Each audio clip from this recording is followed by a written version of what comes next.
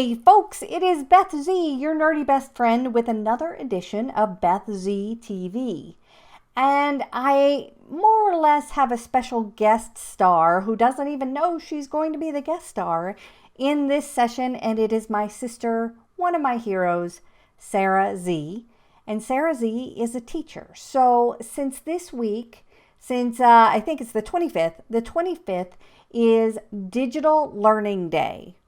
And Digital Learning Day is all about giving more students free and better access to digital learning, and for teachers to get together to share digital learning ideas. This is the perfect time to share with you some of the amazing tools that my sister, a teacher, has given to me. So the first one I want to share is called Peardeck. Peardeck. And it is an add-on for both Google Slides, and you can do it with PowerPoint online. You can do it with a number of things, but it adds a layer of interactivity to your slides. And it is 100% geared for teachers and students. However, there are a lot of things we can think about and access for our own, maybe adult learning programs. So let me show you how it works. Here I have some samples for Peardeck. The beginning of class, let's say. I'm going to open it up here and say you were presenting a session on the beginning of class. So I'm going to click to go to the second one, and you find your seat, take out your device, and ask the question. Now, students can interact with this and answer the question. What did you learn from your homework? Then they can draw or type two things they already know about today's topic. Again, this is making interaction happen between you and the students in a way that just wasn't possible before all the digital learning upgrades that we have. So my sister told me about Peardeck, and now I thought my sister Sarah told me about Flippity, but she says that I told her about Flippity. Whatever. It is fantastic for interactive activities and online activities. What Flippity is are dozens of templates that are already made up that are free to use for you to have more interactivity. Let me just show you a sample of one that I built from Flippity, from one of the templates in Flippity, to show you an example. So I use this randomizer to generate conversations with people who are in breakout rooms, right? I say, okay, everybody in a breakout room, go to this page and then click on the randomizer. And then it's just kind of a fill in the blank question. I need new ideas to handle newsletters. People are like, well, I don't need new ideas to handle newsletters. So they can click the second one again. I need new ideas to handle email. I need new ideas to handle social media. And you can keep clicking around until you find the sentence you can talk about in my session. But this is the randomizer. And so to make your own randomizer, you would come here to the randomizer button, click on it, and personalize it, and then it's yours. A name picker, a quiz show, flashcards, scavenger hunt, all of these different things are just customized for however you need to use them. If you want to play bingo during your session, you can click on this bingo option, and let me show you a demo. The list of terms that you want to have in there, and then how you want to print it, or how you want to play, or what have you. And then you can make your own bingo cards and play along there. So that's the demo. Here's the template and the instructions. Very easy to follow, all free, all straightforward, a word search. If you're doing progress among students or in a class, you can do it through there. Mad Libs. Wow. Now, some of them are silly, but some of them are like, this one is a self-assessment. This one is a certificate quiz. This one's a word cloud. These things can be used to upgrade, number one, the interactivity, and number two, the activities in your sessions. Now let's talk about Google Forms. Pretty sure I told Sarah about Google Forms. I can't remember. I've been using Google Forms so long, I can't even recall.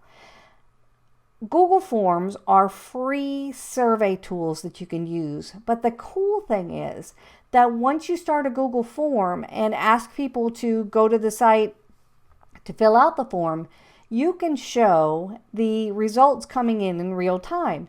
Now, there are a few other tools in this category that I've used before. Mentimeter, Mentimeter, and then Poll Everywhere is another one. These are tools that help you display real-time results from surveys. You can even use the built-in survey if you're using Tool, but Google Forms will let you have way more than 100 people answering the question. You're showing the real-time results. Now, I don't embed them into slides. I just show my website like I do a lot of different times when I have things coming in. But it's a free way to get that audience participation and that audience feedback immediately and let other people see what the answers are in real time. I know Sarah gave me Kahoot and Sarah gave me Quizizz.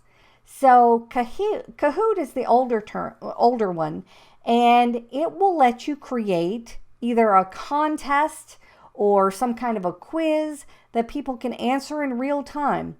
Now, one of the challenges with Kahoot is the same challenge that the next tool addresses, is that when I play Kahoot with an audience, it's all about getting the right answer in first. That's right. And when I have audiences that are mixed in technological levels, you've got the people who play video games getting the answer right in there first, and then you have other people who just kind of give up because they're just not that fast. So I tend to have challenges with using Kahoot in a very mixed audience because I kind of alienate some people who are not moving that fast in the competition realm. That's why Quizizz is a little bit better, because you can let people answer and let people do things on their own time period rather than that race to the finish kind of thing. But both of these are very quick ways to set up little quizzes, little trivia, little interactive activities, what have you, that everybody can buzz in on and participate in at the same time. There are a whole bunch of templates out there already. A whole bunch of people have done some things already that you can use the quizzes that are already made, or you can make your own. Now, technically, when you are using it for business, you should buy the upper level for business.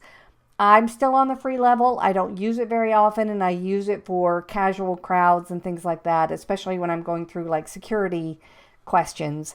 So I have not needed to upgrade, but the upgrade is possible. It's also kind of expensive.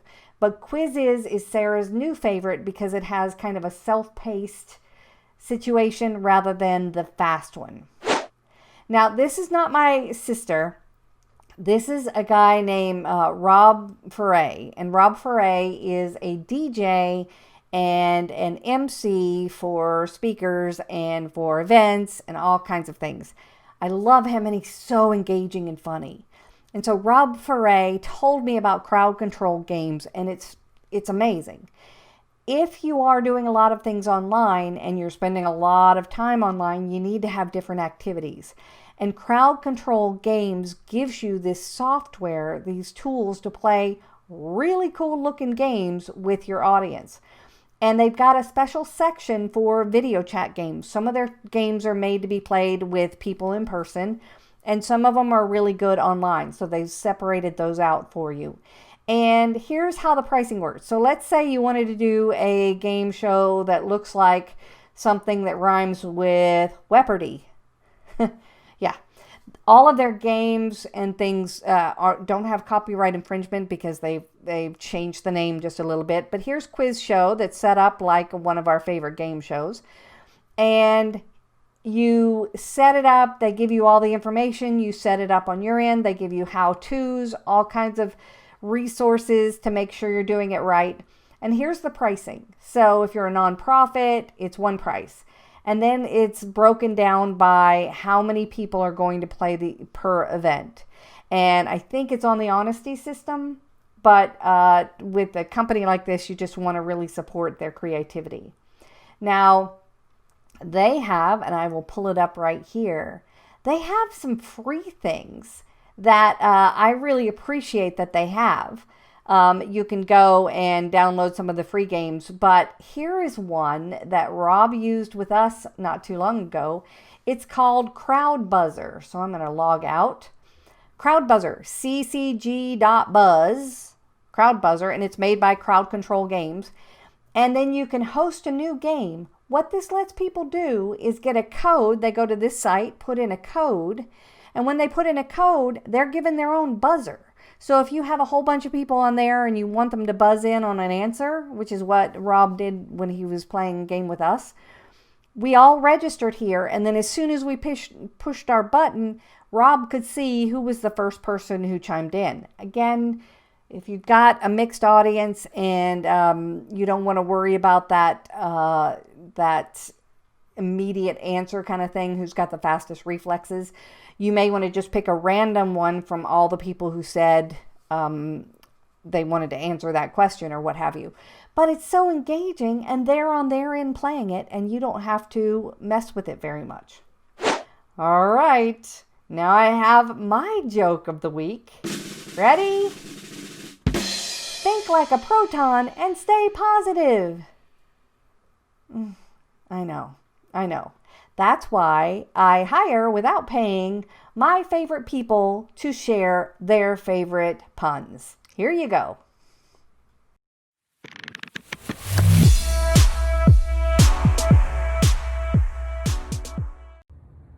Did you hear about gravity? It's very down to earth. All right, that was funny. I forgot to laugh. This is Beth Z, your nerdy best friend, signing off for yet another week of Beth Z TV. Nerd on!